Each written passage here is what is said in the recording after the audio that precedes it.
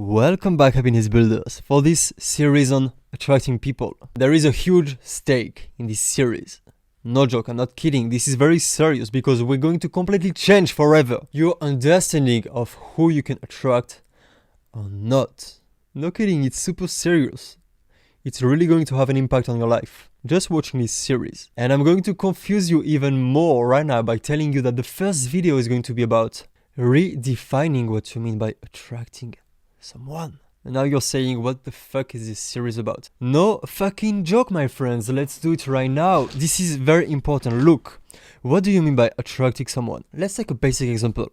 You're a woman. You want to have a relationship with a man. You got a man that you like to have sex with you, but you didn't get into a relationship. Let me ask you a question. Did you attract him or not? Now let's even take the example of business. You attracted a customer. He was interested in what you have to sell. For example, you're in a shop. You work in a shop. Someone comes in the shop. He's interested in what you have to sell. But then he didn't buy. Did you attract him or not? What do you mean by attracting someone? Let's say you're a man. You want to flirt with a woman in a bar. You approach her. You talk with her. It goes well. It looks like she likes you. She laughs with you. There is some flirtation in the air. But at the end, nothing happens. Nothing, not even a kiss, nothing. Did you attract her or not? What do you even mean? And this is key. Trust me, this is key. Because one of the main reasons why you're stuck in how much you can attract people is because your understanding of what are the stakes about attracting, what it means, what is the process, isn't clear. Look, what does it even mean to attract someone? There is a mistake here which is lying at the core of this problem. The mistake is to see it as something finite, like, oh God, the sun. So look, the mistake is to see it as something finite, like, this is someone. I am someone. I want to attract someone. Well, this is very gross. This is so gross, it's even laughable. That's not how it's really going on in reality. And if you see it this way, you're heading for a lot of troubles. Look, this is way more complex than that. And this is way more complex than that as well. Let's redefine everything and build on this new foundation for this series. Let's forget all of this shit. You are not just one entity. A person is not just one entity, one limited, finite entity, just as any object within reality. Even look, this pen, how do you define this pen? What is this pen? Well, let's not get too philosophical here. Let's apply it to people. Okay, let's take the main example that you're a woman and you want to get into a relationship. Now let's consider a man that you want to attract in this relationship. This man is actually a network of multiple parts. This is a naive way to draw it, but the right way to draw it would be literally a network of dots like this, which are forming networks like this. There is a network here, and this is multiple networks creating each other. Well, this way of representing it is a bit too complex for YouTube, so let's stay with this representation, which is more accessible. There is multiple parts, alright? And the problem with the notion of attracting someone is to consider the person as the whole. And this is problematic because you're never going to attract someone as the whole. You're going to attract part of the person. Listen, I don't want to make you cry, but you're never going to attract someone in his entirety, at least. Never. You're only going to attract parts of the person. Some parts you're going to attract and some parts you're not.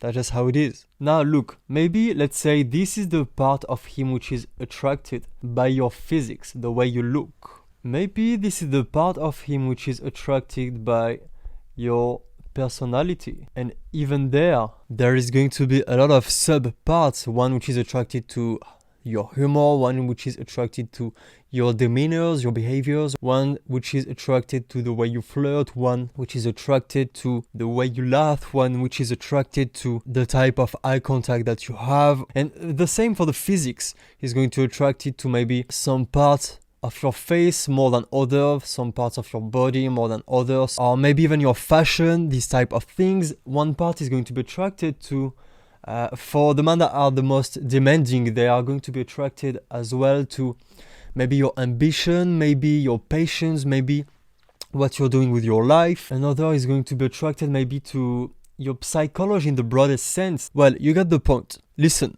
we could get extremely complex about this model. And for sure we will another time on this YouTube channel, so make sure to subscribe. But here, let's make it just as simple as it could be. So let's stay with it. You have this naive framework now. Look, now you want to attract the person. What's going to happen in this moment is that they are going to combine.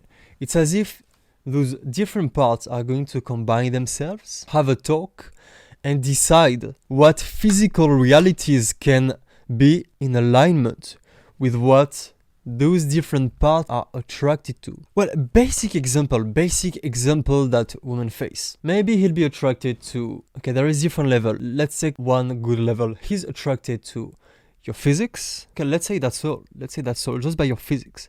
He's not attracted to the rest. Well, what kind of reality can manifest from there? Look at it like a funnel, like steps. Would be a relationship in alignment with the combinations of its parts? Well, not. A relationship would imply to hang out a lot, share aspects of life, grow together. If he doesn't like your psychology, if he doesn't like your humor, if he doesn't like your personality, he just like your physique, he's not gonna be attracted to a relationship. And now you understand that this is way more complicated than just being attracted to you. Because look, there is kind of a mirror between you and him. You have your parts as well. And he's going to be attracted, like some parts of him are going to be attracted to some part of you. It's like, if you do mathematics, it's like a function. There's going to be a link. The parts are going to link together. And really now it has to be look like a business. There is the two prospects. Some parts are combining together.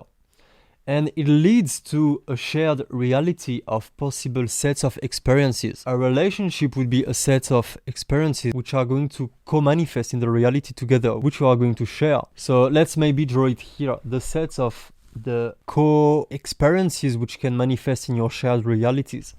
And there's going to be like, for example, here, relationship, here, for example, sex, and there is an intersection in the different types of specific experiences that can come. For example, one night stand would be here out of the relationship circle, and here, for example, I don't know, going to the restaurant or to the cinema or going to vacation would be out of, for example, a fuck buddy, which would be here. But there is intersection, of course. Let's look at the fucking equivalent for man. Now let's go back to the example of the man in this bar. Look, that would be the girl here, which would be maybe, let's say, some part of her would be attracted to just the experience.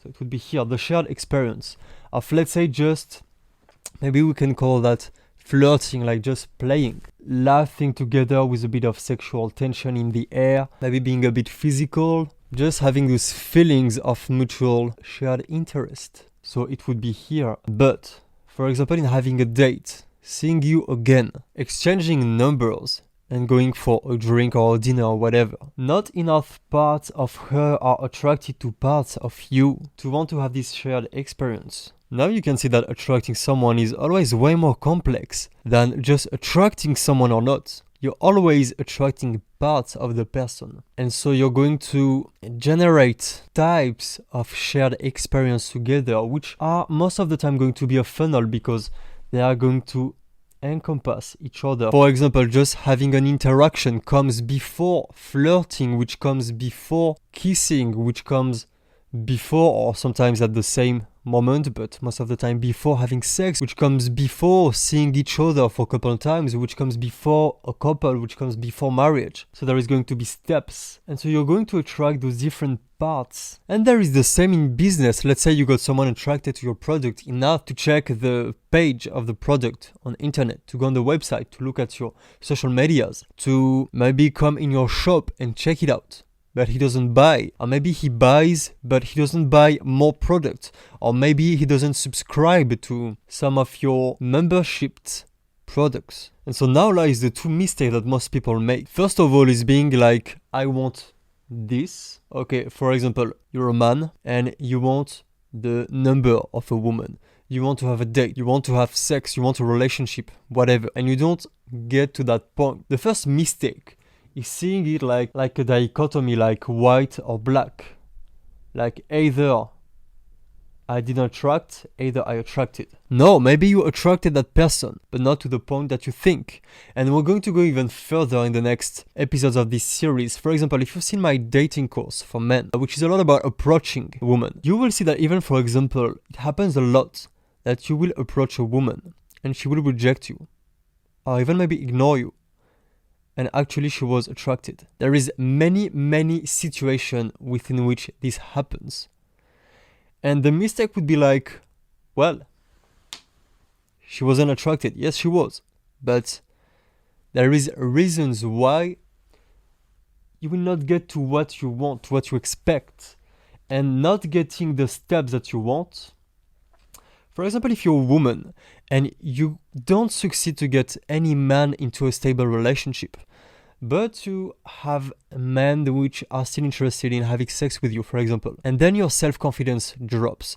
To me, it's a bit the equivalent for men of going to a party, for example, when I coach men and we go to nightclubs or to parties, to night places, social gatherings, and the guy will have different interactions with different women that he's attracted to. And well, let's say he will not be able to get none of them into a date or even to have sex with any of them, or he will not get one of the steps that he's expecting for, and his confidence will drop tremendously. And this is a huge mistake because he actually attracted a lot of them. Well, they stayed to talk with him, and well, because I have the experience and I'm the coach, I can see that they are attracted, but it doesn't go further to the next steps because there is some issues here. Maybe some parts of her are not attracted enough, but there is still a lot of parts who are attracted, and he can't see that because he's focused on the white or black. But more than that, as we will see later, there is another problem, is that there is blocks, there is blockages. Sometimes the multiple parts are going to be in conflict. For example, basic example, a woman who is sexually attracted to a man, but she's afraid that if she goes home with him and have sex with him, she's going to feel awkward and she doesn't have enough experience and she's afraid of not being enough.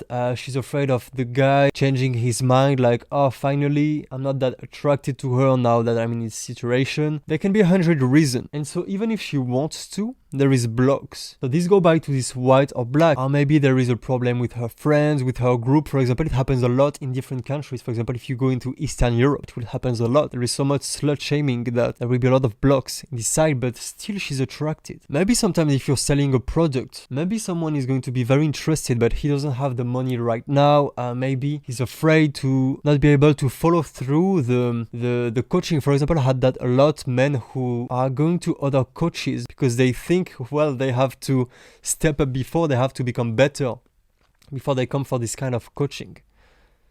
And if I see it as black or white, I will think, well, I don't attract them as a coach. But no, it's way more complex than that. We have to not just look at the results. So this is important for the confidence. And so for the strategy that you keep applying to evolve in your ability to attract the people that you want to attract. But the other issue that most people make is to think either the person is attracted or not. For example, I will take a personal example.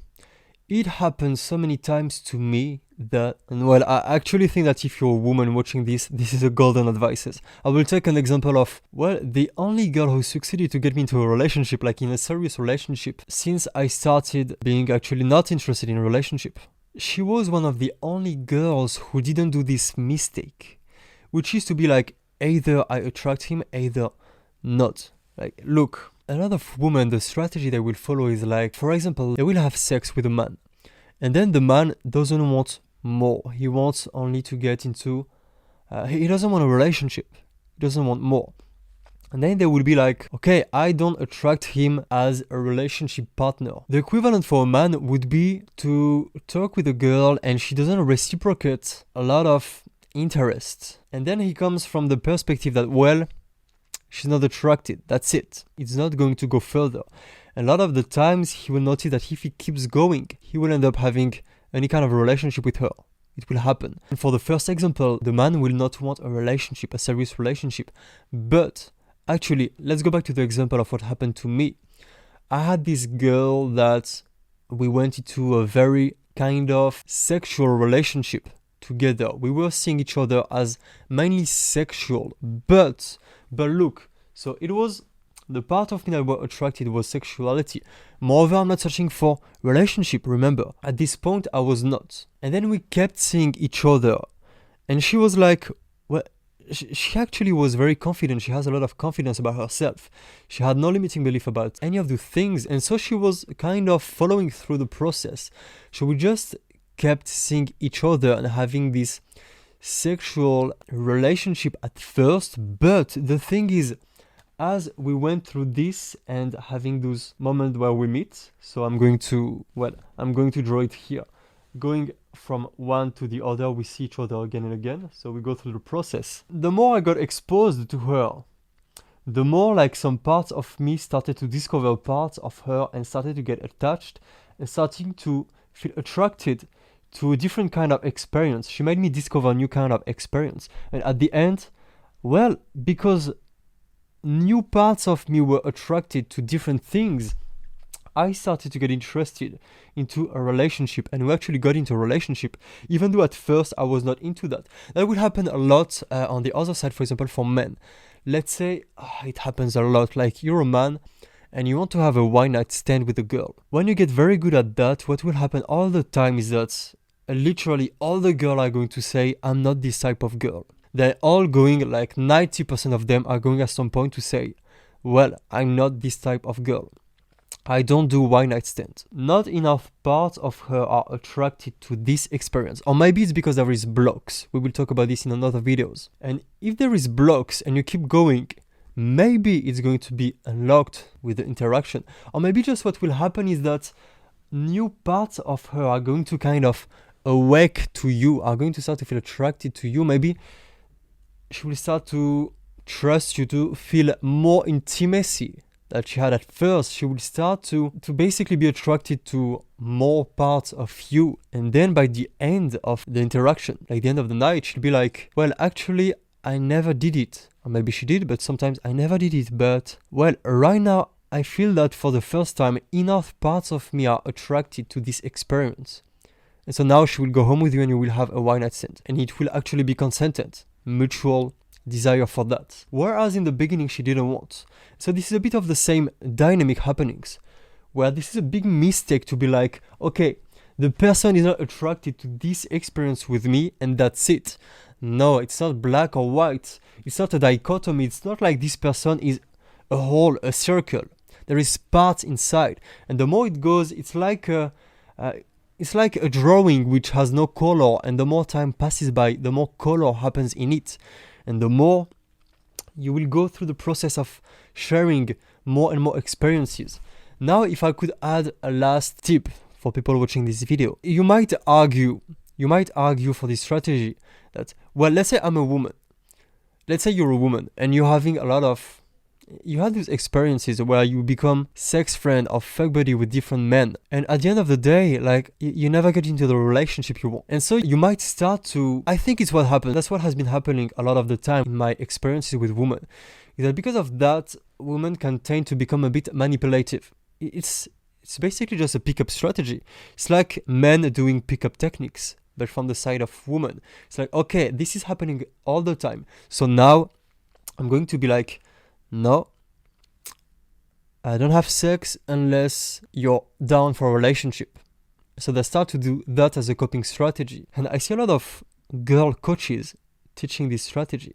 And to me, that's a big mistake. And look, I'm not saying that because well, that's cool for men if women are more open to one-night stand and stuff like that. I just share this strategy because that's truly what I believe to work for women. To me, the right strategy is not to be manipulative in this way. The right strategy is to be like, okay, understand what people are after, understand what people are attracted to, and develop that in yourself. And then build exposure, as we talked about.